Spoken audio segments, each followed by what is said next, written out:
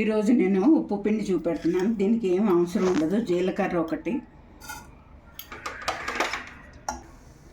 జీలకర్ర వేగుతుంది. ఇది ఒక కప్పు బియ్యం నూక, వేపేసిన బియ్యం నూక.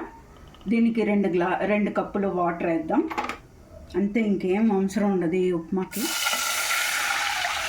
ఉప్పు పిండి, కొంచెం సాల్ట్, కొద్దిగా ఇంగువ, మరిగాక నూనె వేసేసుకోవటం. బియ్యం నూక ఏపిన నూక వేపుకోవాలి, వేపుకుంటేనే రుచి ఉంటుంది.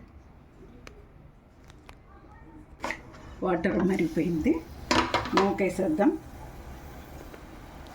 వేపుకోవాలి, నూక మట్టుకు వేపుకోండి. ఒక 10 నిమిషాల్లో అయిపోద్ది, అంతే ఉప్మా అయిపోయింది. బియ్యం నూక ఉప్మా ఉడికినట్టు తెలియాలంటే ఇక్కడ చిల్లులాగా వస్తే ఉప్మా ఉడికిపోయినట్టే.